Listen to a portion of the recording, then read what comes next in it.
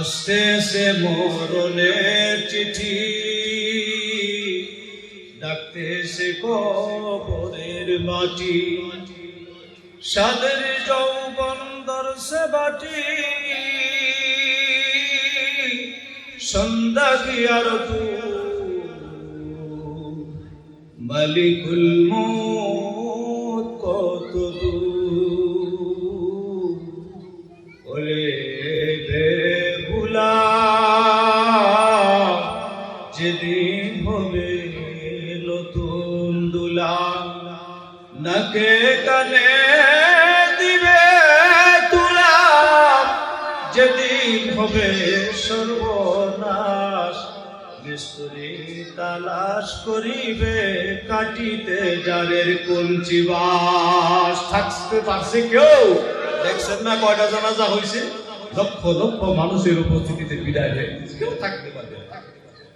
আল্লাহ পাক বলেন, ওয়াত্তাকু ইয়াওমান তুরজাউনা ফীহি ইলাল্লাহ, ওই দিনকে ভয় করো যেদিন তোমার মালিকের সামনে উপস্থিত হতে হবে। সুম্মা তুওয়াফা কুল্লু নাফসিন মা কাসাবাত, প্রত্যেকটা মানুষ দুনিয়ার জীবনে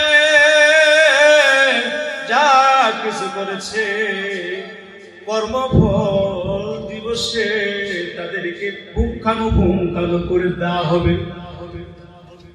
সুম্মা তুওয়াফা কুল্লু নাফসিন মা কাসাবাত ওয়া হুম লা ইউযলামুন, কর্মফল দেওয়ার ব্যাপারে আল্লাহ পাক কারোর সাথে জুলুম করবেন না।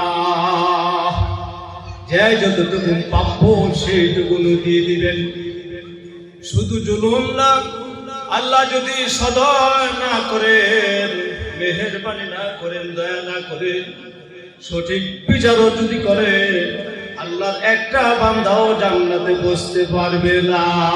আমরা যেখানে আসছি নিজের ইচ্ছা আসতে পারছি না, আল্লাহ দয়া করে আনছে। কি বলেন? কত মানুষ ছিল আসতে পারে নাই। মুস্তাদরাকে হাকিমের মধ্যে একটা ঘটনা উল্লেখ, বিশ্বনবী সাল্লাল্লাহু আলাইহি ওয়াসাল্লাম বর্ণনা করেছেন, বনী ইসরাঈলের একজন আবেদ ছিল। তিনি আল্লাহর ইবাদত করার জন্য নিজের বস্তি থেকে, নিজের গ্রাম থেকে নিরিবিলি একটা দ্বীপের মধ্যে চলে গিয়েছে। আল্লাহকে ডাকবেন, আল্লাহর ইবাদত বন্দেগী করবেন, সেই জন্য নির্জনতার জন্য মানুষ যাতে ডিস্টার্ব না করতে পারে দ্বীপে চলে গেছে। খাবারের সময় যখন হয়ে যাইত, তিনি যার ইবাদত করতেন ওই মহান আল্লাহ তার খাবারের জন্য ব্যবস্থা কি করে দিয়েছে। সময় মতো তার চোখের সামনে একটা আনার গাছ হয়ে যেত। ক্ষুধা লাগলে ওইখান থেকে, ওই গাছ থেকে আনার বাইরে আঙ্গুর, ওই ডালিম পেরে আনার পেরে পেরে ক্ষুধা নিবারণ করতে। বলেন সুবহানাল্লাহ। পানির তৃষ্ণা লাগতে পারে, সমুদ্রের পানি লবণাক্ত, ওনার খানার জন্য, পানি পান করার জন্য, তৃষ্ণা নিবারণের জন্য আঙ্গুলের মতো চিকন একটা ঝর্ণা আল্লাহ বের করে দিলেন। পানির তৃষ্ণা যখন লাগতো ওই জায়গা থেকে পানি নিবারণ করতেন, পানি পান করে ক্ষুধা নিবারণ হয়ে যেত। বলেন সুবহানাল্লাহ। এমন ভাবে 500 বছর ইবাদত করার পরে আল্লাহর ওই নেককার বান্দা বলতেছেন, আল্লাহ আমি যে তোমার ইবাদত করি, ইবাদত করতে করতে 500 বছর যখন শেষ হয়ে গেল, চলে যাওয়ার যখন সময় অনুমান করতেছে, আল্লাহকে ডাক দিয়ে বলতেছেন, আল্লাহ আমার যখন দুনিয়ার আয়ু শেষ হয়ে যাবে, আমি যে তোমার কুদরতি পায়ে সেজদা দেই, সেজদা অবস্থায় তুমি আমাকে মৃত্যু দান করিও, সেজদা অবস্থায় রূহটা উঠায় নেবে এবং কিয়ামত পর্যন্ত আমার লাশটা মাটির জন্য ভক্ষণ করা তুমি হারাম করে দিও, মাটি এর জন্য খেতে না পারে। আল্লাহ তার সে আবেদন কবুল করেছেন, ইচ্ছা মঞ্জুর করেছেন। বিশ্বনবী সাল্লাল্লাহু আলাইহি ওয়াসাল্লাম ওই আল্লাহর ওই আবেদের সম্পর্কে হাদিস বর্ণনা দিচ্ছেন। হাসরের মাঠে ওই লোকটা যখন উঠবে, আল্লাহ পাক ফেরেশতাকে বলবেন, আমার এই বান্দাকে আমার করুণার কারণে, দয়ার কারণে তাকে তুমি জান্নাতে দিয়ে দাও। ওই লোকটা শোনার পরে বলবে, আল্লাহ আপনার দয়ায় যদি জান্নাতে যেতে হয়, তাহলে আমি যে 500 বছর ইবাদত করেছি সেই ইবাদতটা গেল কো? আল্লাহ পাক কোনো জবাব না দিয়ে দ্বিতীয়বার আবার বলবেন, তাকে আমার দয়ায় তাকে জান্নাতে পৌঁছিয়ে দাও। ওই লোকটা বলবেন, আল্লাহ আপনার দয়ায় যদি জান্নাতে যেতে হয়, আমার 500 বছরের ইবাদতটা গেল কো? আল্লাহ পাক তখন তার ওই বান্দাকে বলবেন, বান্দা শোনো, ইবাদত দিয়ে যদি হিসাব কিতাব করে তুমি যদি জান্নাতে যেতে চাও করো, আমার কোনো আপত্তি নাই। আল্লাহ পাক ওই আবেদ বান্দাকে বলবেন, ও আমার বান্দা, তুমি যে মায়ের পেটে ছিলা, আমি যে তোমাকে 2টা চক্ষু দিয়েছি, চক্ষু 2টা দান করেছি, আমি তো না দিলেও পারতাম। বলো তো এই চক্ষু 2টার দাম কত? তোমার 500 বছরে ইবাদতের বিনিময়ে তুমি কি চক্ষু 2টা পাইতাম? তখন আল্লাহর এই বান্দা বলতেছে, না পাইতাম না। আল্লাহ পাক তখন বলে, ধরে নাও আমার এই তোমার 500 বছরের বিনিময়ে, ইবাদতের বিনিময়ে 2টা চোখের দাম হলো, তাহলে আমি যে হাত দিলাম, কান দিলাম, দাঁত দিলাম, পাও দিলাম, ওইগুলির বিনিময়ে তুমি কি দিবা? আল্লাহ পাক তখন ফেরেশতাকে বলবেন, ফেরেশতা রে, সে হিসাব দিতে পারে না, তাকে জাহান্নামে নিয়ে যাও। ওই লোকটাকে যখন ফেরেশতারা টানা শুরু করে দিবে, তখন ওই লোকটা বলবে, আল্লাহ ইবাদত দিয়া নয়, তোমার করুণা দিয়া, তোমার দয়া দিয়া জান্নাতে যাইতে চাই। বলেন না সুবহানাল্লাহ। এটি আল্লাহ বলেছেন, ওয়াত্তাকু ইয়াওমান তুরজাউনা ফীহি ইলাল্লাহ সুম্মা তুওয়াফফা কুল্লু নাফসিন মা কাসাবাত ওয়া হুম লা ইউযলামুন। আল্লাহ পাক হাসরের মাঠে যারা পরকালে ইন্তেকালের পরে 4টা ক্যাটাগরিতে মানুষকে দিবেন।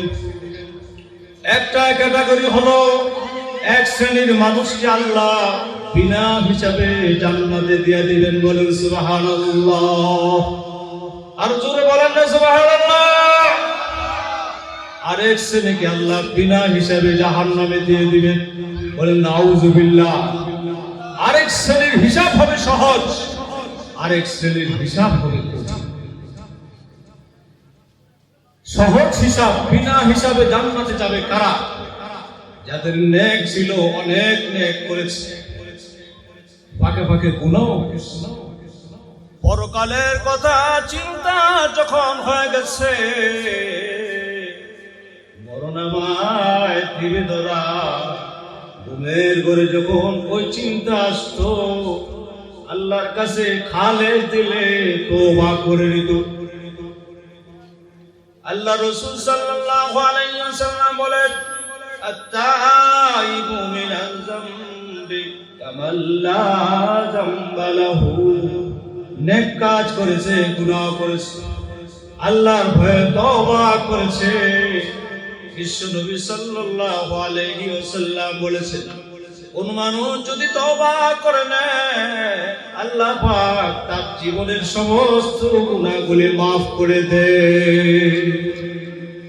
জুমার রাতে আজকে তোমার রাত্রিতে আমরা সকলে তওবা করে জীবনের গুনাহগুলি মোচন করে তারপরে এখান থেকে উঠবো, ঠিক আছে না ইনশাআল্লাহ? বিশ্বনবী সাল্লাল্লাহু আলাইহি ওয়াসাল্লাম বলেন, হাসরের মাঠে ওই শ্রেণীর যাদেরকে বিনা হিসাবে জান্নাতে দিবেন, এদের মধ্যে এক শ্রেণী হলো এই যারা তওবা করার পরে ইন্তেকাল করেছে। হাসরের মাঠে ইন্তেকাল হয়ে গেছে, হাসরের মাঠ কায়েম হয়ে গেছে। আল্লাহ পাক তাদেরকে ডাকবেন, ডাকার পরে বলবেন, তোমাদের কোনো গুনাহ নাই, সব যা আছে শুধু নেক, তুমি তওবা করে পরিষ্কার পরিচ্ছন্ন হয়ে আসো, তোমার হিসাব কিতাবের প্রয়োজন নাই, তুমি বিনা হিসাবে জান্নাতে চলে যাও। বলেন সুবহানাল্লাহ। আরেক শ্রেণী হবে যাদের নেক ছিল, হজ ছিল, যাকাত ছিল, ইবাদত বন্দেগী ছিল, কিন্তু আল্লাহর মতের উপরে তাদের একটা মত ছিল।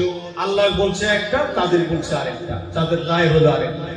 যেমন আল্লাহ পাক বলেন, ওয়ালিল্লাকারি মিসলু হাজ্জিল উনসায়াইন। আল্লাহর বিধান হলো দুই মেয়ে যতটুকু সম্পদ পাবে, বাপের সম্পদ, এক ছেলে ততটুকু পাবে। আমাদের সমাজে কিছু কিছু মানুষ আছে বলতেছে যে ছেলেও বাপের সন্তান, মেয়েও বাপের সন্তান। আল্লাহ কেন এটা করলো? কেন করলো? এই যে আল্লাহর মতের উপরে সে মত দিব। দেখছেন না কিছুদিন আগে এক লোক বলছে আল্লাহ কি বলে, তারপরে অন্য কি বলে, শুনছেন না? ওই যে কি পাগল যেন কি বলছিল, এই বলার কারণে সে কি হয়ে গেল, কিটাই আল্লাহ পাক জানতেন। হ্যাঁ, এই জন্য আল্লাহ পাক আজ থেকে 1450 বছর আগে বলে দিয়েছেন, ওমাইয়ারতাদিদ মিনকুম আন দীনিহি ফায়ামুত ওয়া হুয়া কাফিরুন ফাউলাইকা হাবিতাত আমালুহু। ইবাদত ছিল, বন্দেগী ছিল, আল্লাহর মতের উপরে নিজের মতকে প্রাধান্য দিয়েছে, আল্লাহর কথার মধ্যে ভুল করছে, ভুল ধরার কারণে সে মুরতাদ হয়ে গেছে। বলেন নাউযুবিল্লাহ। মুরতাদ হয়ে যাওয়ার কারণে তার যত ইবাদত বন্দেগী ছিল সব নিঃস্বার্থ হয়ে গেছে, তারা কিচ্ছু নাই। ওয়ামাই ইয়ারতাদিদ মিনকুম আন দীনিহি ফায়ামুত ওয়া হুয়া কাফিরুন ফাউলাইকা হাবিতাত আমালুহুম। তার ইবাদত বন্দেগী সব ধ্বংস হয়ে গেছে। হাসরের মাঠে যখন তাকে উঠানো হবে, আল্লাহ তাকে বলবেন, তোমার ইবাদত বন্দেগী কিচ্ছুই নাই, শুধু যা আছে সব গুনাহ। বলেন নাউযুবিল্লাহ। আল্লাহ তাকে বলবেন, তোমার হিসাব কিতাবের প্রয়োজন নাই, বিনা হিসাবে জাহান্নামে চলে যাও। বলেন নাউযুবিল্লাহ। তৃতীয় নাম্বার হলো আল্লাহ পাক যাদের হিসাব সহজ করে দিবেন। তৃতীয় নাম্বার হলো যাদের হিসাব সহজ হবে, তারা কারা? এরা হলো বেশি বেশি নেক করেছে, আবার ফাঁকে ফাঁকে একটু একটু গুনাহ আছে। যেমন ধরেন 1 মণ গুড়ের মধ্যে 100 টাকা বালি থাকা, এটা কি কঠিন জিনিস? বাজারের মধ্যে যদি আপনি এই গুড়টা নিয়ে বিক্রি করতে যান, 100 টাকা বালি 1 মণ গুড়ের সাথে, এটা গুড় বলে চালায় দেওয়া যাবে, চলবে না? 1 মণ দানের সাথে 100 টাকা চিটা হতো থাকতে পারে। আপনার এই চিটা গলি যদি আলাদা করে বাজারে নিয়ে কেউ বিক্রি করতে যায়, কেউ কিনবে, কিন্তু শালদি ধান পুর ধানের সাথে 100 টাকা আপনার চিটা ধান, ওইটা কিন্তু ওই ধানের দামে বিক্রি হয়ে যাবে। আল্লাহ পাক ওদের কি বলেছেন, ইন্নাল হাসানাতি ইযহিবনাস সাইয়্যাত। যারা বেশি বেশি নেক কাজ করবে, এই নেকের কারণে আল্লাহ পাক গুনাহগুলি মুছে দিবেন। বলেন সুবহানাল্লাহ। এইজন্য আমরা বেশি বেশি কি করব? বলে নেক কাজ